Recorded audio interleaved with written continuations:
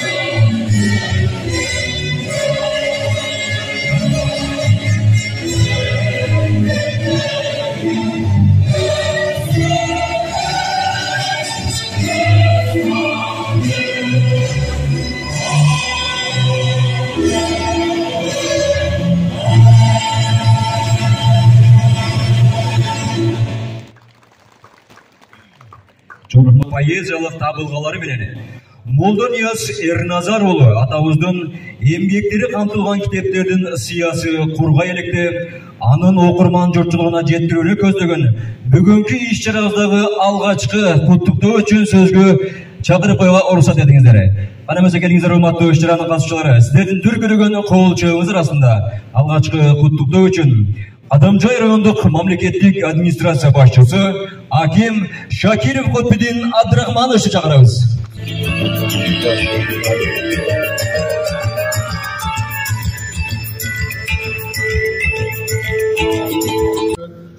Арадан 2 кылым өтсө дагы көнөрбөйт Молдонияз мурастары Уранын астында китеп дүйнөнү жарыклата талышындагы алгачкы агартуучу философ, географ жана жазгы чакын Молдонияз бабабыздын 200 жылдык юбилейин утурлап уюштурулган иш-чаранын катышуучулары, ардактуу алыс жакындан келген сыйлуу коноктор, Кыргыз Республикасынын президентинин Баткен областындагы ыйгарым укуктуу өкүлү генерал-майор Алимбаев Абдикарим Карбекович, Түрк маданиятынын эл аралык Түрксөй уюмунун башкы катчысы Кыргыз эл жазуучусу Раев Султан Акимович, белгилүү укукчу журналист, Кыргыз Республикасынын президентинин кеңешчиси, Молдонияздын 200 жылдык мааригесинин республикалык деңгээлде өткөрүү боюнча топтун жетекчиси Кочкоров Нышанбек агай, Кыргыз Республикасынын президентине караштуу Мурас фондунун жетекчиси, белгилүү тарыхчы Молдонияздын изилдөөчүсү Молдокасымов Кыяс Саттарович,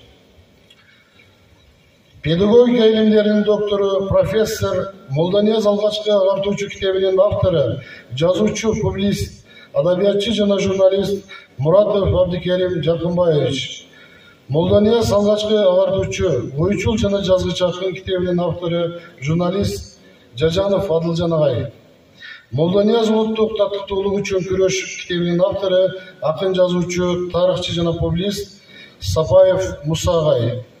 Педагогика илимдеринин доктору, профессор, Ош педагогикалык гуманитардык институтунун ректору, Молдонияз алгачкы агартуучу китебинин автору Зулуев Бекмурза Бекмолодович. Молдонияз боюнча докторлук илимин жактаган, Санат Дигарастар китебинин түрк тилинде которгон автору, түркология илимдеринин доктору Нурмаматова Гүлзада Ижей. Молдонияз алгачкы агартуучу китебинин автору, педагогика илимдеринин кандидаты, Ош мамлекеттик университетинин доценти Колдошев Мысыралы Колдошевич. Касиеттүү Кадамжай жергесине кош келиңиздер.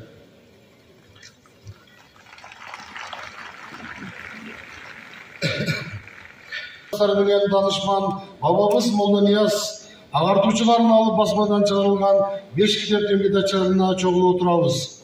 Бул иш-чарага Өрүкзорлуу Баткен аймагынын булунмуштарынан мамлекеттик кызматкерлер менен педагогдор, акындар менен китеп сүйүүчүлөр, интеллигенция өкүлдөрү менен эң башкысы Молдонияз бабабыздын талантын аздектеген көрүнүктүү кыргыз элине аттын кашкасындай таанымал жазуучулар менен илимпоздор, кыл калемдин устатына айланган сүрөтчүлөр менен сөз кадырын аптууга айланткан журналисттердин катышып жаткандыгы кыргыз эли, анын ичинде Баткен эли илим билимди туучу окуусуна жол ачкан китепти жогору баалай тургандыгын ачык далил болуп саналат.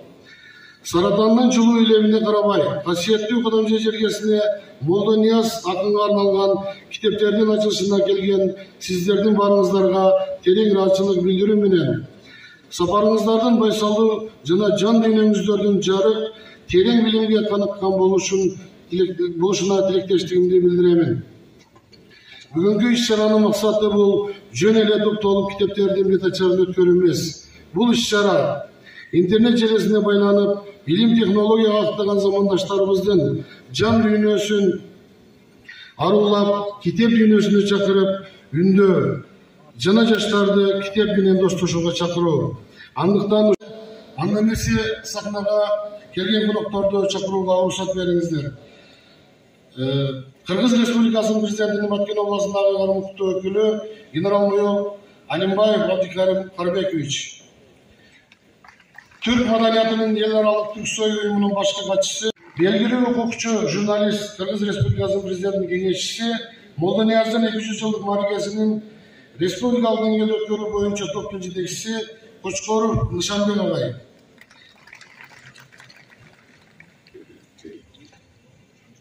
Кыргыз Республикасынын президентине караштуу Мурас фондунун жетекчиси, белгилүү тарыхчы, Молдонияздын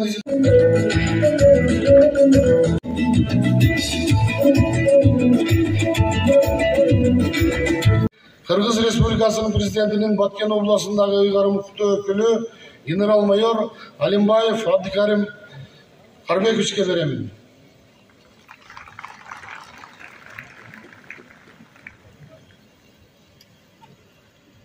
Саламатсыздарбы, урматтуу бүгүнкү салтанаттуу иш-чаранын катышуучулары, урматтуу коноктор, кыргыз жазмасынын көчбашы, улуу акын, өз кезиндеги географ, саятчы жана философу десе да адашпайбыз. Биздин Молдонияз атабыздын бүгүнкү күнгө калтырган кол жазмасы биз үчүн чоң кубаныч. Ошону менен бирге Молдонияз атабыздын бизге калтырган чоң белеги деп санайбыз. Бүгүнкү иш-чарага келип, алыстан ат арытып, мына азыр Өрүкзорлуу Баткен жерибиздин Кадамжай районуна өзүбүздүн төрүбүздө турган биздин белгилүү тарыхчыларыбыз, журналисттерибиз, биздин кыргыз сыймыктарыбыз мына төрдө турушат.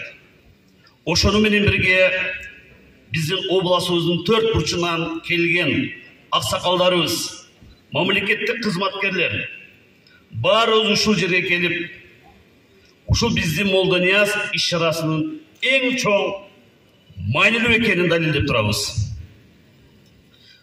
Урматтуу мекендештер, бүгүнкү күндө биз баарыбыз улуу атабыз Молдонияздын тарыхын, ишмердүүлүгүн, саясатын бүгүнкү күндөгү коомго, ошону менен бирге келечектеги муундарга даңазалоо, жеткирүү бул ар бир кыргыз инсанынын парызы да деп эсептеймин.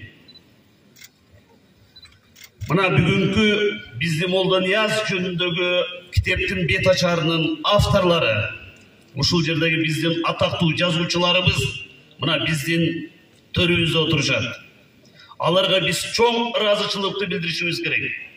Анткени тилекке каршы бул 200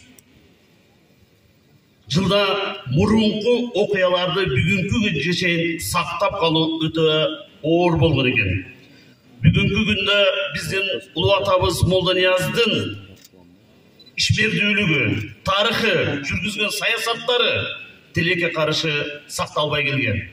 Бүгүнкү жазуучулар ушуларды изилдеп, тарыхты изилдеп, тактап, бүгүнкү күндө мына китеп менен азыр эле мына райондун башчысы айтып кетти, интернет булактары менен коомго жеткирип жатат. Ошондуктан бул жумуш өтө жоопкерчиликтүү жана жеңил эмес деп санайбыз.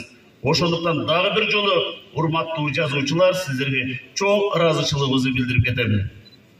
Урматтуу мекендештер, мына жакында эле биз Шахимардан жергесине барып, бир топ элибиз менен бирдикте Молдонияз жаткан күмбөзүн көрүп да келдик. Азыркы учурда планыбыз өтө чоң болуп жатат. Ошону менен бирге министр кабинетинин деңгээлинде Молдонияз биздин улуу атабыздын иш-чарасы мамлекеттик деңгээлде дагы бекитилип калды. Шахимардан жергесине барып, Молдонияз атабыздын күмбөзүн реконструкциялоо иш-чарасын жакында жүргүзүлүп баштайт. Ошону менен баарыңыздарга белгилүү болгондой, Молдонияз мына биздин Кызыл Булактагы окуткан, биздин балдарыбызды окуткан жерин дагы биргеликте көрүп келдик. Ал жер дагы бир өзүнчө шаарча болуп, ошо Молдонияз атабызды таанууга толук шарт түзүлөт деп мен ишенемин. Ошондуктан баарыңыздарга ийгиликтерди каалаймын. Мекенибизде тынчтык болсун, баткен жергесине чек арасы бек болсун. Кудайым ушул биздин улуу атабыз Молдонияздын дайыма арбагы бизди колдосун. Чоң рахмат.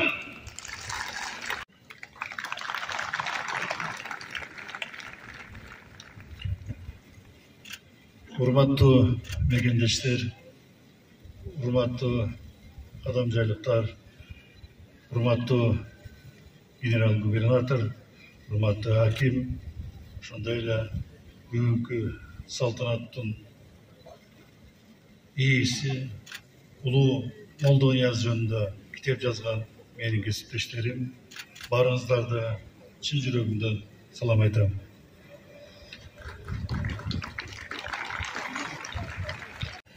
Хан чыккан эл, кадамжай улуу Молдонияздын тыяк ырчынын кечеги эле көз өтүп өткөн акын Эгемберди Эрматовдун мекени.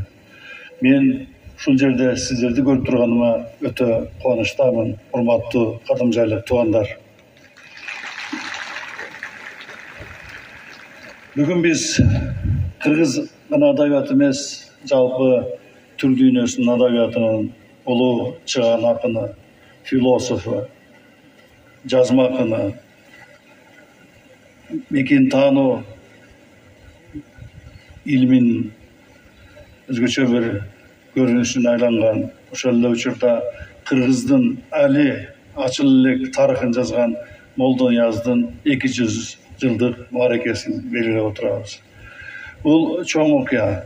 Молдонияз чындыгында айтканда Özbeklerden Alişer Navai, Türkmenlerden Mahtum Kuli, Kazaklardan Avai, Azerbaycanlardan Nizami, Türklerden Celal'den Urumi siyahtı oşol dengeldeki akın. Biz Moldaniyaz'dı dünyaya tanıtmamız gerek.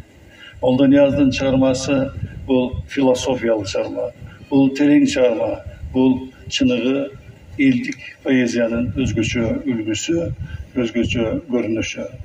Moldaniyaz şol tarihi bizim okuyalarımızda, çen ölçümde köp izildenmegen, anın çağırmacılığı unutta kalgan oşel uçurda birok har bir Kırgızdın жүрөгүндө жашап келген ушундай bir özgөчө bir adabiyаттын өкүлү болгон. Молдонияздын чыгармалары бул Кыргыздын жүрөгүн, Кыргыздын оюн, көз карашын, философиясын, сүйүүсүн, арманын, тагдырын жазган улуу поэзия деп айтсак болот. Молдонияз акындын чыгармалары бүгүн изилдөөгө муктаж. Бүгүн аны терең изилдөө биздин милдетибиз. Эгер дүйнө Молдониязды тааныбаса, ал Молдонияздын күнөөсү эмес, ал биздин күнөөбүз. Ошол улуу акынды дүйнөгө таныта албаган, ошол улуу акынды дүйнөлүк бийиктикке алып чыга албаган. Ошондуктан биздин мына менин коллегаларым, жазуучулардын, илимпоздордун алдында чоң милдет турат. Биз жакында Анкарада Türk dilinde Moldaniyaz atабыздын китебин чыгардык. Бул өтө чоң жаңылык болду. Түрк дүйнөсү Молдонияз менен эми таанышат, Молдонияздын дүйнөсүн ачат. Бул атабыздын чыгармачылыгы жалпы түрк дүйнөсүнүн адабий мурасына айланды деп айтсам, мен жаңылышпайм. Молдонияздын чыгармачылыгына мындан ары ушу жалпы эле түрк окумуштуулары, Türk adabi izildeçileri, ошол эле учурда тарыхчылар, ошол эле учурда аймак таануучу, жер таануучу, география деп атпайбызбы? Ошол география илимине дагы өзгөчө салым кошкон улуу инсан катары изилдей баштайт. Себеби Молдонияз бул ачыл элек дүйнө, тааныл элек дүйнө. Анын дүйнөсү ушул жердеги касиеттүү үңкүрдөн ааламга кеткен дүйнө. Ошондуктан Молдонияздын казынасы, руханий казынасы жалпы Кыргыздын гана эмес, жалпы түрк дүйнөсүнүн өзгөчө казынасына айланып барат деп мен эсептейм. Себеби түрк тилинде чыккандан кийин түрк окумуштуулары биздин тамыры бир, журту бир түрк элине тааныштырабыз. Албетте, урматтуу кадамжайлыктар, урматтуу туугандар, Молдонияздын киндик каны тамган кадам жайдан башталат. Баткенден башталат. Ошондуктан урматтуу жердештер, биз Молдонияздын атын жердештери катары ушул жерде бир топуракта жашаган, бир сууну ичкен эл катары анын атын бийик көтөрүшүбүз керек. Мына Кудайга шүгүр, Молдонияздын аты кадам жайдагы көчөлөргө, мектептерге бериле баштаптыр. Бул аябай өтө жакшы чоң көрүнүш. Албетте, Молдонияз мындан да бийик сыйга, урматка татыктуу. Мына мамлекеттик деңгээлде дагы комиссия түзүлдү. Ага дагы ошол биздин өлкө башчыларыбыз татыктуу басым берет деп ойлойбуз.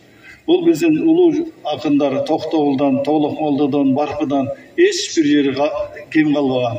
Андан ашса ашып түшкөн биринчи кыргыз адабиятындагы, кыргыз элиндеги агартуучу жазма акындардын бири болуп эсептелет. Ошондой эле Молдониязды изилдөө менен биз кыргыз тарыхынын жаңы барактарын ачабыз. Буга чейин биз советтик тарых илиминде ошого сугарылып келсек, бүгүн биз Молдонияздын жазган тарыхый эмгектерин, чыгармачылыгын изилдей турган болсок, жаңы табылгалар, жаңы даректер чыгат. Мына азыркы эле Баткен театрынын койгон сценкасында да айтылып атпайбы, кичинекей бир үзүм.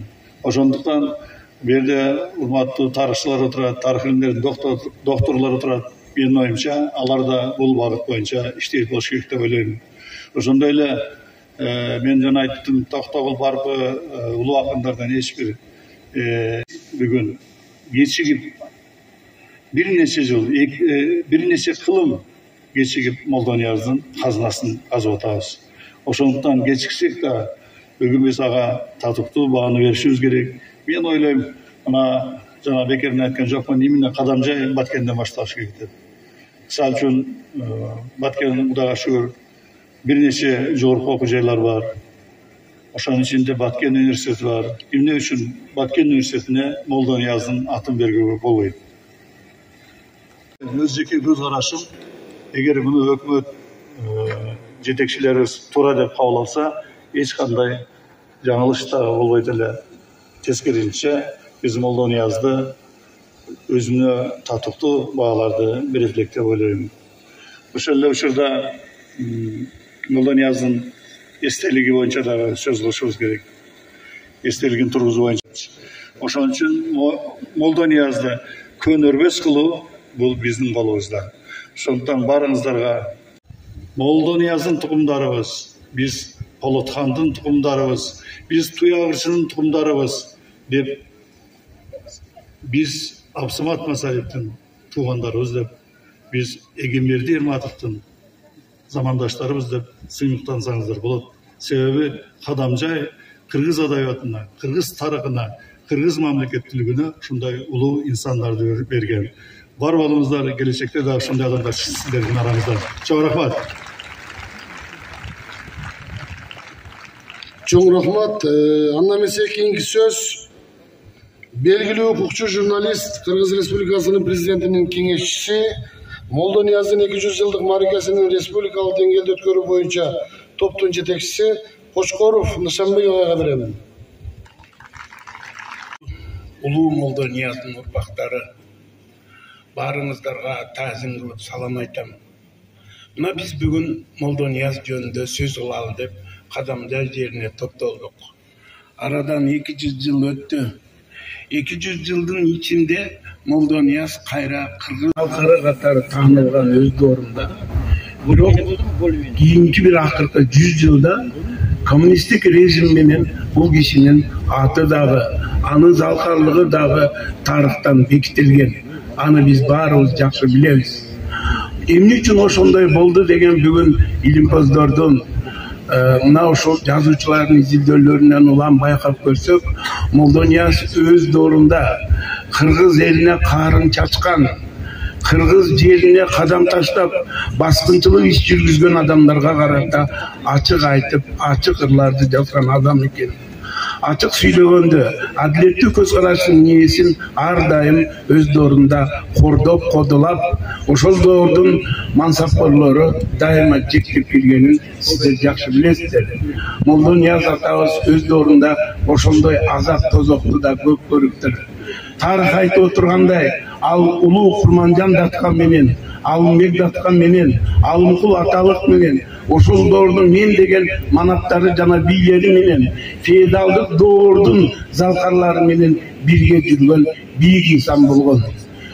Бүгүн ошол адамды бийиктигин канчалык коммунисттик режим, социалисттик саясат аны бекитип, ары түртүп жок кылам десе да, ал кайра чыгып келди. Бул адилеттүүлүктүн салтанаты. Бүгүн сиздер менен отурушубуздун баары дагы бул адилеттүүлүктүн чоң маанайы деп эсептейм. Мен чын жүрөгүмдөн мына ушул Молдонияздын 200 жылдыгына карата бүгүн өлкө ичинде ушул болгон аракети менен ушул мааракеге салымын кошуп аткан адамдардын ысымын атай кетким келет. Мындан бери Молдонияздын ушул ырын-ырдап, анын тарыхына көңүл буруп, мына бүгүн дагы өзү атайын Анкарадан учуп келип, ушул Молдониязды жазган жазуучулардын ысымдарын атап, өз колу менен куттуктоону максат кылды. Мына бүгүн ушул мааракени уюштуруп отурган Жалалабад Баткен областынын генерал-майор губернаторуна таазим жана рахмат. Мына ушул мааракени тарактардын кулагы угуш керек деген демилгени көтөргөн райондун акимине дагы өтө чоң рахмат. Катары айтып коеюн, мына Молдонияз десе бүгүн республикабызда ушул Молдонияздын 200 жылдыгын өткөрүү үчүн билим берүү министри менен кызмат кылып, бүгүнкү мезгилде Молдонияздын портретин төрүндө жаркыратып кадап отурат. Бул адамга да чоң рахмат. Анан мына ушул демилгени жыл башынан бери, өткөн жылдан бери ушул колунан келишинче колдоп, Молдонияздын ачылбаган тарыхтарын ачып, ушул даңазасын көтөрүү максатында биздин Мурас фондунун төрагасы тарыхчыбыз Кыяз Сатарович дагы тынымсыз аракеттерди жасап келе жатат. Буларга рахмат. Ошондой эле бүгүн ушу биздин катарыбызда турат атактуу сүрөтчү Асатилла Тешебаев деген адам өзүнүн кол кудурети менен, сүрөтчүлүк чебери менен мына ушул Молдонияздын жаркын элесин жаратып келет. Мына бүгүн 5 жазуучунун ысмы аталып турат. Ушулардын китептери, мен ушулардын 4 бүтүндөй окуп чыктым өзүм инсан катары. Ушуларга абдан таазим. Ушул адамдар быйыл Молдонияз үчүн жашап, Молдонияздын ураанын көтөрүп жатат. Мына бүгүн ушул адамдарды демилгелеп, ушул Кадамжай районунун акими менен генерал-губернатор Кыргызстандын тарыхында жазуучунун эмгегин баалап, илимпоздун адамгерчилиги бул өтө чоң ушул маданият деп ойлойм. Анан ушул жазуучуларыбызга да таазим. Туугандар, бат эле убакыт келип калат. Октябрь айынын 1-10 күндүгүндө Молдонияз атабыздын 200 жылдыгын белгилейбиз деген болжолду биздин өз мерчем бар. Мына ошол учурда Кудай кааласа мен ойлойм Кыргызстанда болуп көрбөгөндөй чоң майрам болот. Бул майрам мен ойлойм да өзгөчө майрам. Молдонияздын ысмы быйыл болуп көрбөгөндөй даңазаланды. Евразия чөлкөмүндө, Түрк дүйнөсүндө бул адамдын ысмы жаңырып атат. Бул Кудайдын кудурети, Молдонияздын улуулугу. Мен ойлойм, Кудай кааласа мына быйыл Молдонияз эмдиги жылы белгилүү актын Астанбек Буйлашоğlu ушул эки залкарды тең өткөн доордо коммунисттер деген саясат жаралып, социализм деген өлкө түзүлүп, бирок буларды кодулашкан ушул өкмөт тең. Эмне үчүн? Алар ошол убактагы адилетсиздикти, ыйманга жана мусулманчылыкка карата болгон кысымды, кыргыз элинин эркин ойлоруна чектөө койгон аракеттерди, жерине болгон чектөөлөргө карата бу ачык айтылдагандыгы үчүн мен ойлойм, Молдонияздын майрамы биздин элибизге катылып калган тарыхты ачып, мындан аркы жашообузга жаркын жарыкты көрсөтүп турат. Молдонияз атабыздын тарыхы майрамы биздин кыргыз элине адилеттүүлүк үчүн күрөштүн абдан айкын саясатын алып келет деп мен ишенем. Мына ушул учурда биздин президентибиз Садыр Нуркожоевдун да демилгесин өтө биз ушул байкап билип турабыз. Өткөн жылы Бирназар бийдин 300 жылдыгын өткөргөндө ал айтты эле, жалгыз гана Бирназар бөлдөн белгиленбейт, бардык жерде белгиленет деп. Мына ошол 1 жыл мурдагы сөзүнүн айкындыгы менен бүгүнкү мезгилде кыргыздын бардык булуңгурчундагы бийик инсандарынын, залкаларынын тарыхы кайталанып, коммунисттердин бекитип койгон көп чындыгын мына бүгүнкү жазуучуларыбыз кайра ачып, элибиздин духун көтөрүүгө чоң салым кошуп атат. Андыктан сиздерге чоң рахмат. Ушул жаркыраган майрамда жолукканга чейин дайыма аман бололу. Сөз белгилүү тарыхчы Молдонияздын изилдөөчүсү Молдокасымов Кыяз Саттаровичке берем.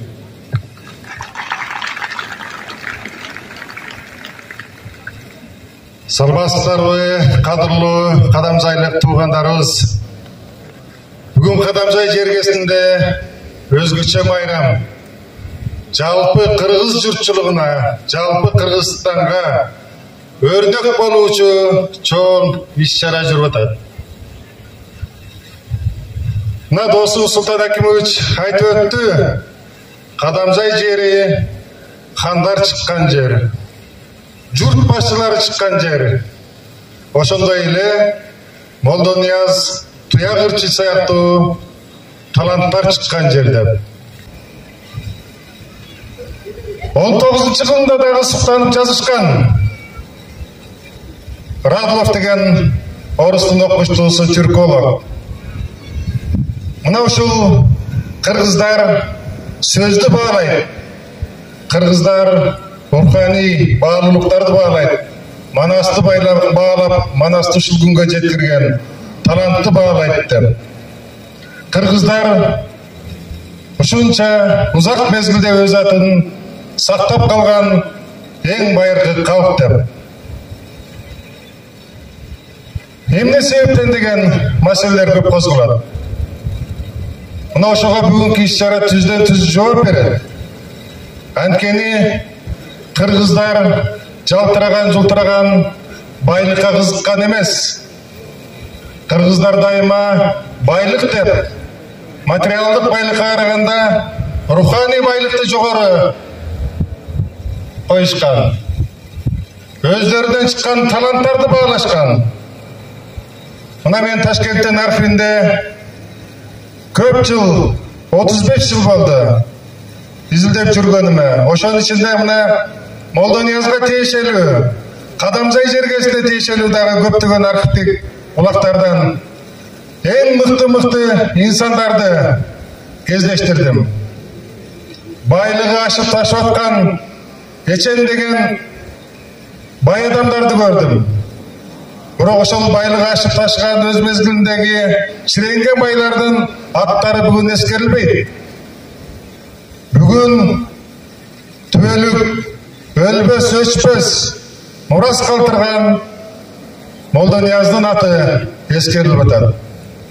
Бул дагы мына кыргыздар баалуулуктарды бекем кармаган, кылымдардан бери өзүн сактап келген өзгөчө эл экендигинин бир кичинекей үлгүсү. Адатта биз кийинки мезгилде мааракелерди өткөрүү боюнча Кыргызстан дүйнөдө биринчи орунга чыктык. Бирок мааракелердин көпчүлүгүн ашказан үчүн өткөрүп келдик. Катар боз үйлөрдү тиктик. Курсактын камын көрдүк. Бирок руханий байлыгыбызды, жан дүйнөбүздү байыталы деген аракеттер аз болду. Көп мааракелердин артында бир дагы китеп калган, китеп жарыялабаган мааракелер көп. Изилденбеген мааракелер көп. Болжолдуу түрдө өткөрүлгөн мааракелер көп Кыргызстанда. Кадамжайлык жердештерибиз, сиздер ошол стереотипти бузуп, маараке кандай өтүп тургандыгын далилдеп атасыздар. Бүгүн маараке китеп байрамы менен коштолуп атат. Буга чейин 5 китеп чыкты. Дагы 3 китеп даяр. Анын ичинде бирөөсү мына Түрксойдун колдоосу менен, Султан Акимовичтин колдоосу менен Түркияда түрк тилинде китеп чыкты. Бул Молдониязды түрк дүйнөсүнө таанытууга өзгөчө чоң кадам. Бул жерде мугалимдер отурасыздар. Мен дагы мугалиммин. Сиздер буюрса 1 сентябрда билим күнүндө ар бир мектепте, ар бир класста ачык сабак деген бар. Мына ошол ачык сабакта бүгүнкү укканыңыздарды, биз өткөрүп аткан китептерди окуучуларга жеткириңиздер. Сиздер ошого өрнөк болуп бериңиздер. Ар бир окуучу ушул Кадамжай жергесинде, Баткен жергесинде өзүнүн жердеш Молдониязды терең билсе, Кыргызстандын башка жактагылардан андан өрнөк алат. Ошон үчүн 1 сентябрды ачык сабакты Молдониязга арнайлы. Кандай дейсиздер?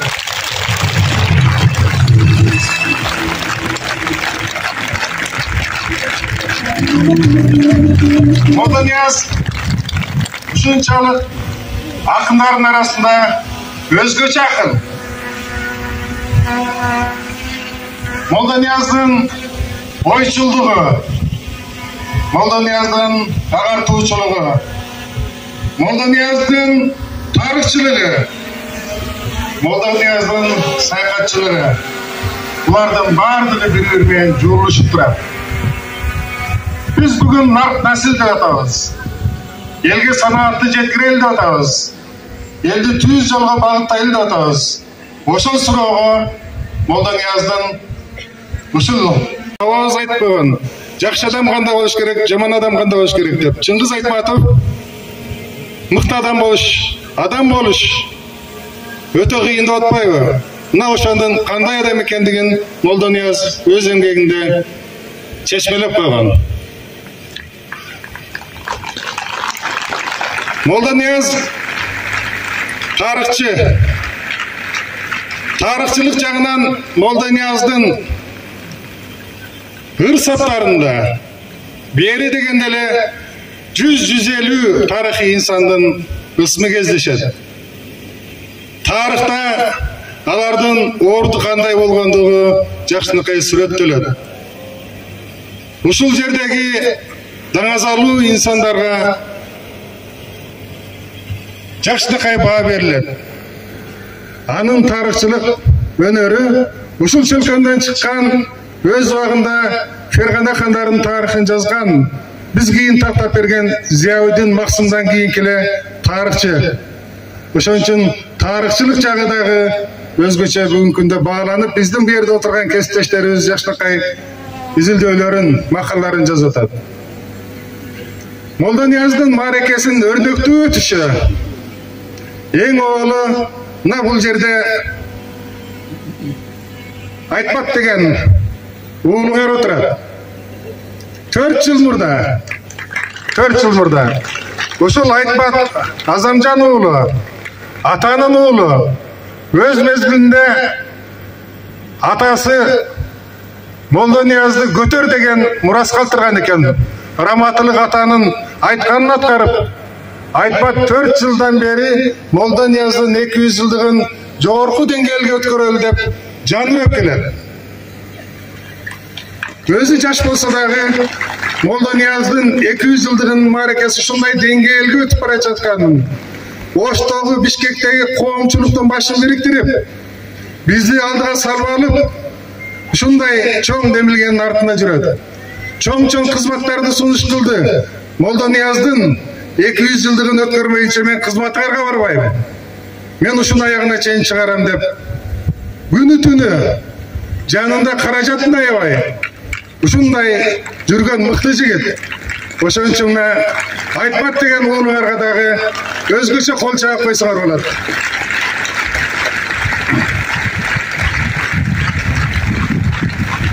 Урматтуу кадырлуу кадамжайлыктар, айтат турган сөздөрүбүз дагы алдыда.